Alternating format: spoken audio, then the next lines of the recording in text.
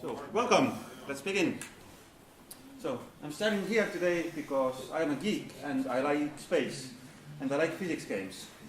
One of the best things to happen in recent years is the game Kerbal Space Program, which features green men and you fly them to space. This guy is Jebediah. He has too much courage to be afraid.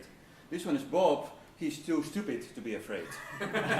True story, because in character roster there is courage and stupidity. These are the two defining facts for those green men.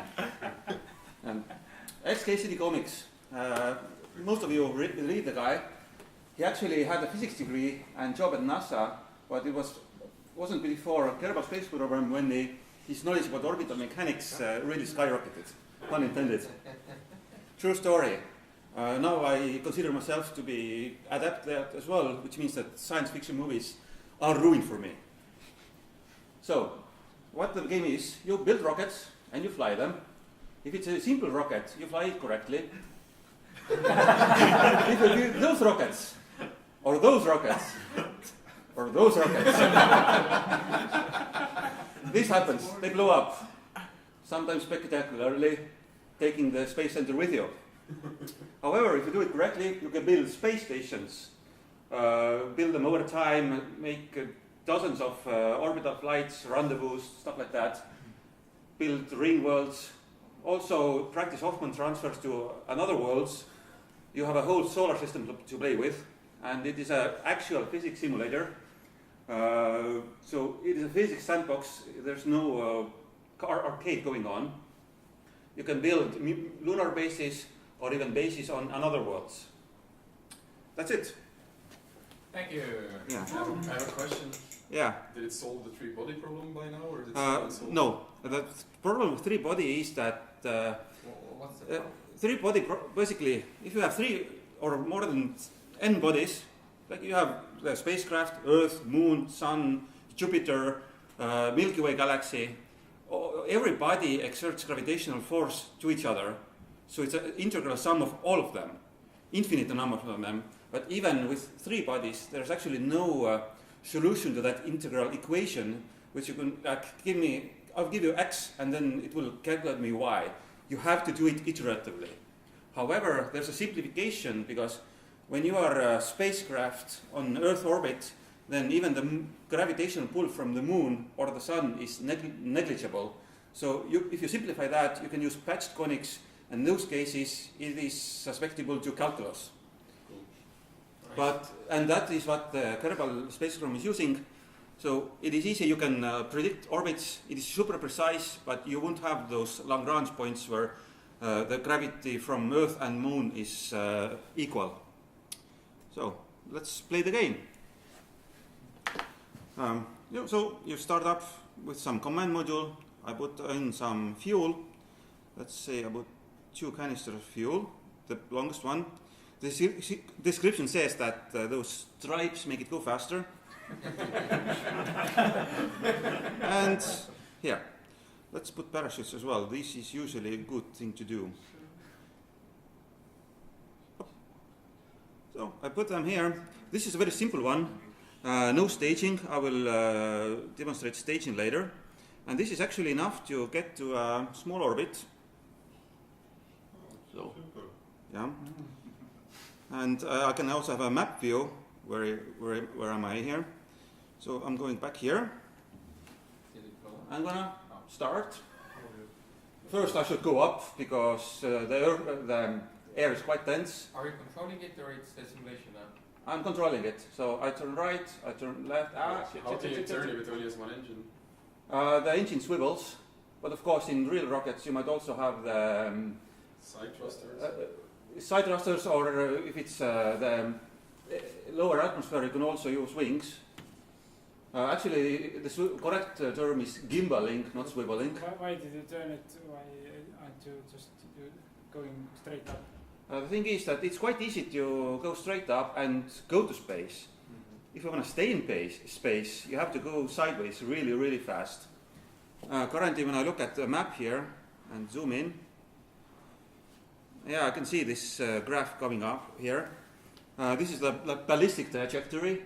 So the faster I go, the bigger the arc becomes. Let me just check the fuel here. This shows the apoapsis, which is about 30.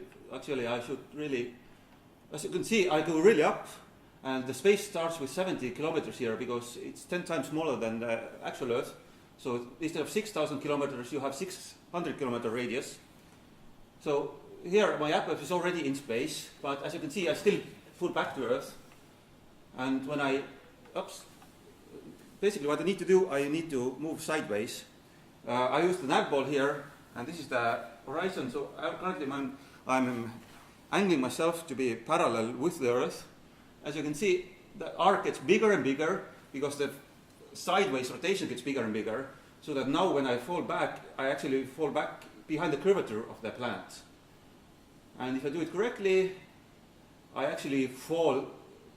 Okay, I failed to make orbit because my ascension profile wasn't ideal. I ran out of fuel, so I almost made it to the orbit. I think I can. I wish I could somehow turn this thing. Oh, so almost made it there, as you can see. I fall back to Earth or Kerbal, really. Basically, I almost make like 270 degrees already. What is your current location here? My current location is here. Which one is Yeah, so my altitude is 96 kilometers. What are the others? But it's increasing it. Yeah, and currently my velocity is actually decreasing because I'm gaining altitude. So you are trading altitude, speed for altitude. So you increase in potential energy. If you go lower to altitude, then you will increase speed. So it's a zero-sum game. But let's revert. Basically, you have to see that I barely had enough to make it to orbit. I could have made it to orbit if I had, if I didn't go up or that much went more sideways. However, it would be quite prohibitively expensive. So let's revert flight to assembly. So how much money did you just waste? Yeah. some green goo. The problem here is that from physics you see that acceleration comes from the force and the mass. So the more speed you want to have, the more fuel you must bring. But the more fuel you bring, the more mass you have. So it's a vicious circle. So if you want to have want to go faster and higher, so if that increases linearly, the amount of fuel you need to bring with you increases exponentially. Also, there's a slight problem of that if all that fuel weighs something, the rocket engine needs to be able to lift it up. So its thrust-weight ratio has to be at least 1, otherwise it wouldn't get off the ground. So this is where actually staging comes into play. The problem is that if I have such a big rocket, once I have spent like half of it, then actually I start getting lots of speed, because then the rocket will be only half as heavy, so my acceleration will be faster, but I'm still dragging this empty big fuel tank with me, and also the engine, while it needed to be powerful on the ground, on higher up, it doesn't have to be that powerful, because then you are also actually accelerating sideways. Why are you accelerating sideways is that when you go straight up, then your acceleration is what the engine gives you minus the gravity, 9.8 meters second squared. If you go sideways, you get 100% of the acceleration. So it is more efficient to accelerate sideways as much as possible. So if you start from a moon, you just go high enough to clear all the mountains and then go sideways. As long as you don't, you just have to clear the obstacles. In here, you have to go up more, so that's what we call gravitational drag. However, if I make slight adjustments, instead of using 2 big canisters, I'm going to use the same amount of fuel, but I'm going to use 2 smaller canisters and put an engine between it. This contains 360 units, and this one is 180, so it's half of it. And I put a smaller engine here, which weighs way less. But it doesn't have the stripes. Yeah, so it doesn't go that fast. It has sideways stripes, so it can go fast sideways. Yeah, And now I also need to get rid of the lower part, so I put basically a decoupler. So if you look some Saturn V videos, they had 3 stages. So this is just an explosive ring which throws away the spent rockets. How many stages can you have? As many as possible, but usually you don't want that many because currently the rocket will be heavier because I have this engine here and also the decoupler. So if you have many stages, you will initially have many engines, which also increase the mass. So now I have 2 stages. Oh, you're gonna like throw away the Yeah. engines too. This thing Can doesn't. you use the engine Yeah. so it would move from one stage to another and then... Yeah, good luck with that. Well, actually, in a way, you can throw away the fuel tanks like a space shuttle does. It first throws away the side boosters, and then it throws away the fuel tank. But the problem here is that once you're higher up, you don't need such a big and heavy engine, so you might be more efficient by using a smaller engine there. And also, there's a question of efficiency. Rockets have this expanding nozzle here, as you can see, hopefully. So when the rocket burns, the gases expand and accelerate. However, on sea level, you have atmospheric pressure which pushes against it, so it cannot expand that much. Otherwise, the atmosphere would actually kill the engine, so it doesn't go that wide, and it is less efficient. But on higher altitudes where you have vacuum, you can go way wider than that. Again, different trade-offs. So again, you have better options. Like currently I'm using this one on lower stage, which has specific impulse of 167. Just a bigger number is better. Let's leave it at that. And in vacuum, it's 215 because it doesn't have the atmosphere. But this one will be 345 in vacuum. Specific impulse, very simplified, is that how fast the gases are exiting the engine. It's actually defined by the fuel, not the engine, but this is a game. It's mostly realistic, but not all the way. Like, things don't break down like randomly. You won't have like ignition problems or turbo pump issues like in real life. So let me try that again. Now I will try to make a better ascension profile. What I'm going to do is I'm going to start what people call gravity turn. I turn towards east because the planet is also revolving towards east, so I get some of the energy already for free.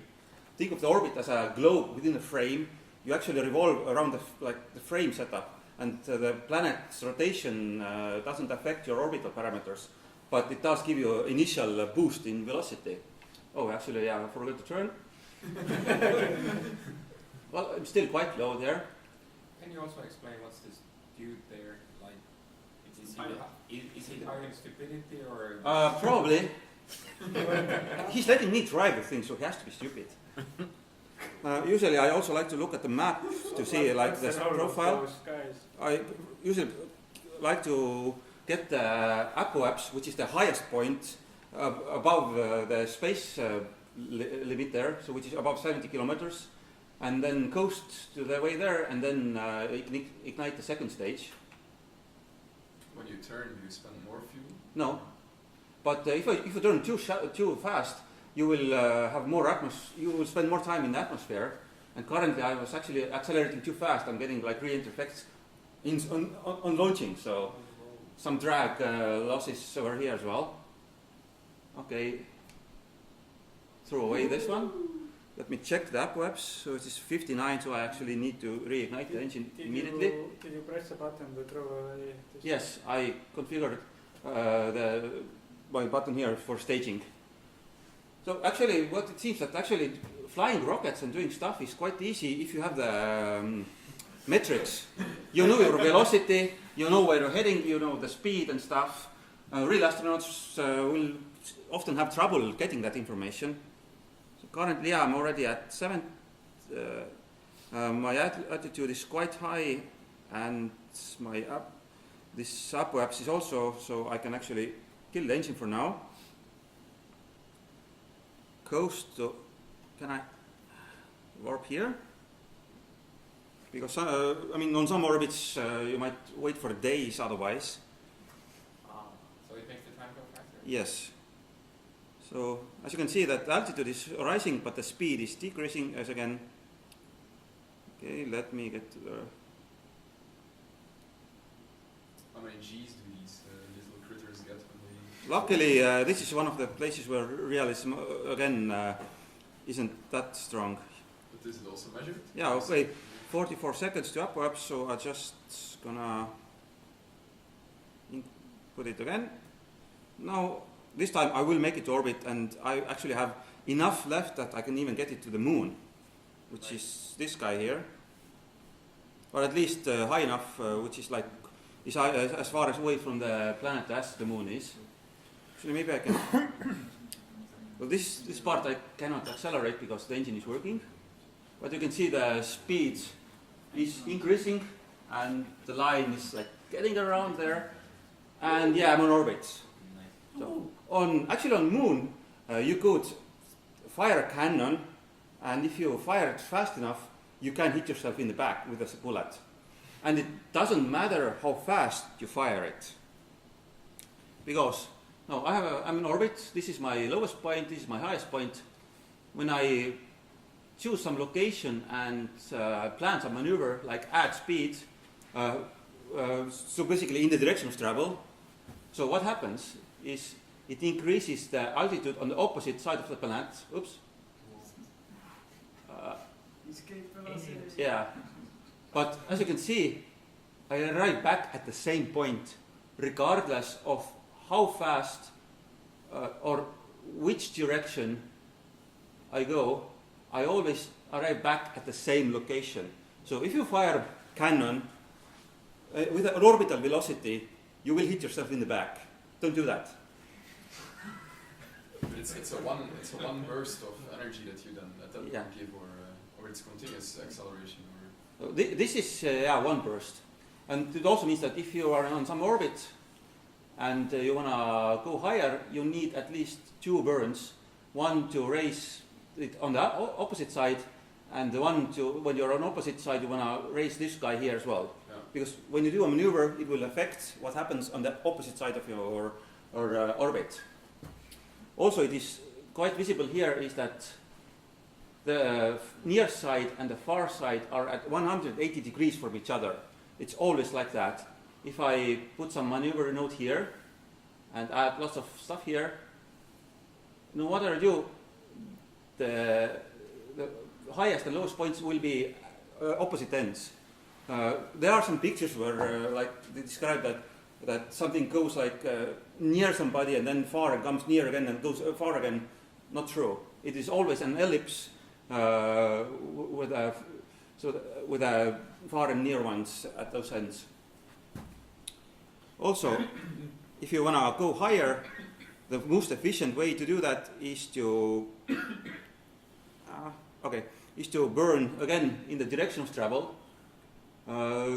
Again, because you're really moving really fast sideways. If you wanna go back to Earth, you could fire downwards. Yeah, you would eventually like be low enough to capture by atmosphere, but I would need 703 meters per second acceleration. That is huge. But if I add braking power, let's put like a bit more. Yeah, 39. I only did 300. So for most orbital maneuvers, you just go forward or back. This is most efficient way to do that. Not always the fastest.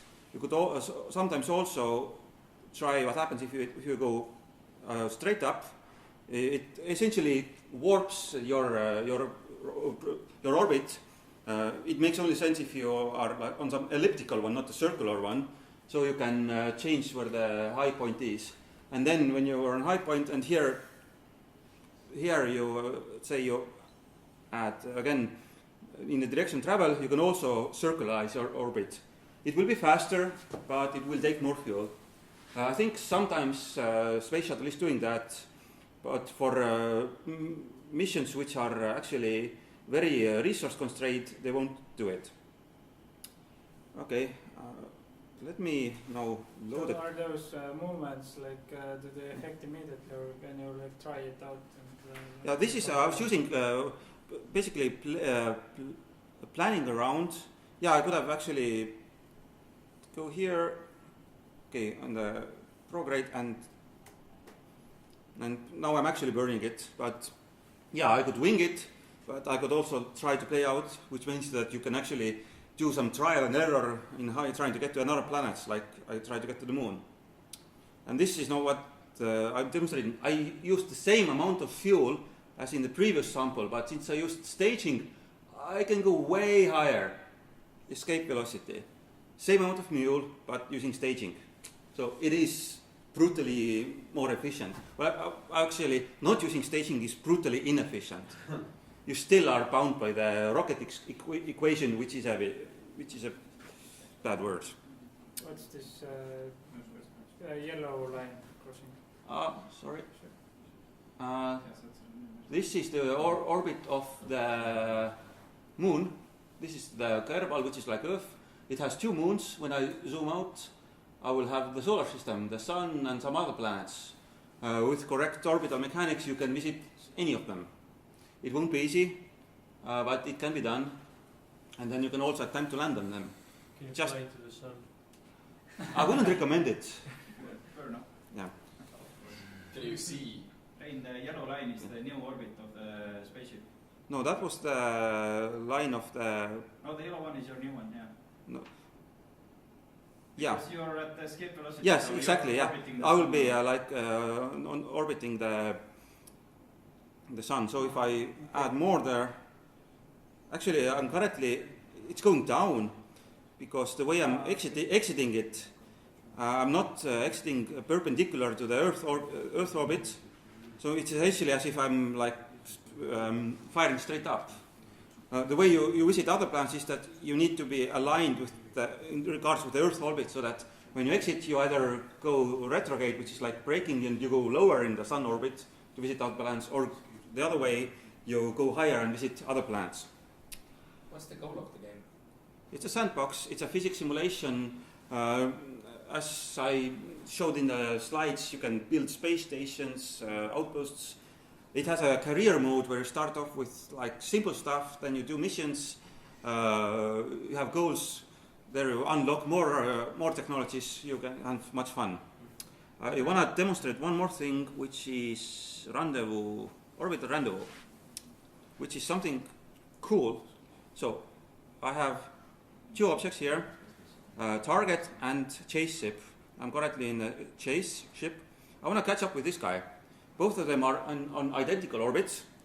So if I go, how to catch up with it? Well, as like intuition would have it, I would accelerate in the direction of travel. So let's do that. I'm raising my orbit here. So this guy is traveling at 2,000 meters per second. I'm like already 2,200 meters per second. Could So you have undercompensated? Like instead yes, of the but direction of what travel? happens if I do this? I'm behind. I step on the accelerator. Accelerating time. So now I'm getting a little bit closer, but now I'm getting further away from the guy. Whoops. Slow down as well. The thing is that since this orbit is a zero-sum game, when you add more energy at this point, you go higher. But when you go higher, you slow down. So in the end, let's warp here. This guy is constantly doing 2,000 meters per second, but I'm doing 1,800, 1,700, 1,600, like 1,500 meters per second. Not to mention the fact that my orbit length will be higher, the radius is bigger, so to the pi 2 pi r, and you will have a longer distance. So longer distance, slower speed means you are falling behind. So when I load it again, and when I now decelerate, step on the brake a bit, let's put it to. It was in 250, so let's try that. And now when I accelerate time, I will eventually catch up to him and even pass him. And the way you rendezvous is that you time, you decelerate just enough so that when in this upwards part where they were at equal height, they will meet up with each other. Because in here you will still be 10 kilometers like below the guy, not very good. So getting closer, if I can accelerate it once more. How does acceleration change your orbit, but deceleration doesn't change your orbit? It did change my orbit, I just didn't decelerate enough. So I can say, really, I can. Yeah, but couldn't you do the same with accelerating and then braking? Yeah, I'm getting closer and closer, and soon I will overtake that. If I accelerate it, I actually fell behind. So to go forward, you need to brake. Yeah, but you could have reached him while he was just. You would. You could step on the accelerator, slow down, and wait for him to lap you. Yeah. Yeah, that could work as well. That is what you have to do if you are ahead and want to want the other guy to catch up with you. No, currently I already have overtaken the guy. It's super intuitive. That's physics. Don't you have a degree in it? Yeah, I do, but not in this. Also, great fun is that when you look at the speed, it's like 2,000 meters per second, 2 kilometers a second. On Earth, it will be 8 kilometers a second, which is like 30,000 kilometers an hour. If I want to change, this isn't like the orbit will be on equator. If I want to change it to say some tilted one, I have to use huge amount of speed to change the angle. So if in some science fiction movies, somebody's like going to different places on orbit, no. If you go to space station, you will not go to Hubble telescope because they are at least, I think they are 30 degrees different in inclination. Inclination is the angle between equator like one and your orbit. So this is 0 degrees, this is maybe 30. Why is the Hubble telescope there? I guess for science reasons, they chose an orbit which they wanted. Also, some military satellites are already on polar orbit because then you will be covering every spot on Earth, because they will be circling the polar one, but the Earth rotates underneath. They will catch it all. And it could be for efficiency as well, because most of the launch inclinations from the US are actually not equatorial. So you always launch at some inclination. Yeah, the thing is that when you launch somewhere, your orbit will fly over that location. So if you are launching from equator, you can get any orbit. But if you launch from here, then your orbit will be that much inclined. You can later change it, but it will be prohibitively expensive. You might be better off conquering some Ecuador country and building a complex there. Also, fuel-wise, it will, even though launching from the ground takes a lot of fuel and a big rocket, changing the inclination takes even more fuel. So you are better off launching a separate rocket there. The only thing which you can do is that when something is here and some other thing is here, you can change your velocity just a little bit, burn a little bit of fuel, and wait to catch up with them. So those kinds of things are possible. But to change the inclination, could you use the magnetic field to polarize your magnets somehow? I have no idea. Probably not. Probably the magnetic field doesn't work like way. But I have zero knowledge of it, so. I think it should exactly work in that way. Could be. I honestly don't know. So, thank you for the question. We can discuss it later. But what about the little guys and their... What's the purpose of that? Yeah. The little guys, they will have endless life support. So you can have a mission which lasts 10 years, they will be just fine. But if you increase stupidity, that's bad? I think that's an enabler. Always has been. I mean, motivation, ambition, motivation combined with stupidity, great stuff. We also know that you was the politics. You get him back. Sorry? If you kill off Jebediah, do you get him back or? I can reload, you know. Or I can, you know, okay, I cannot revert this flight anymore. Okay. Have time? I think we need to wrap it up. Okay. So, unfortunately, I didn't have time to show how to use gravitational slingshots. Essentially, when you throw a ball against the wall, it bounces back roughly at the same velocity. If you throw it against a moving train, which moves towards you, first of all, you would be stupid to do that, but also the ball will be traveling back at you at a higher velocity because it will taking some of the energy from the train.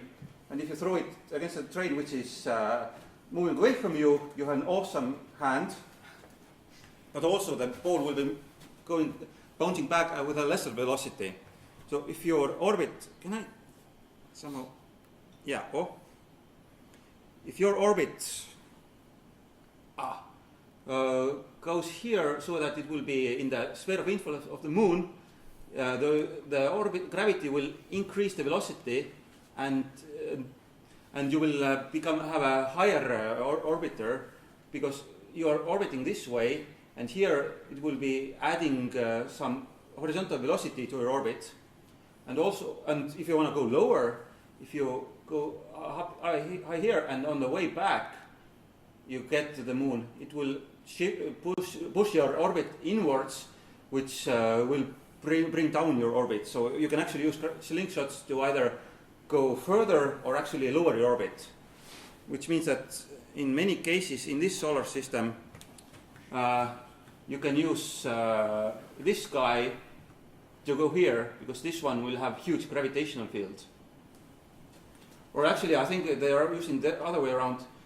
Joule also has a very good gravity. You go here and then it will boost you up to like here. That way you will save fuel compared to just boosting your orbit, your horizontal velocity, so that you would do Hoffman transfer here. Of course, doing those transfers is difficult because you need to have a horizontal velocity here to go high here, and then you have to arrive at this point at the same time as the planet is there. So that's why timing is crucial. That's why you only can get to the Mars once every 2 years.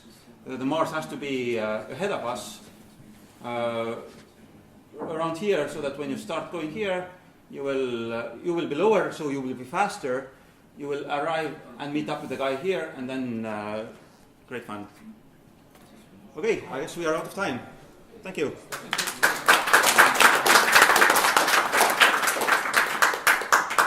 So I guess in November, Steam will be probably selling it for like 75% off.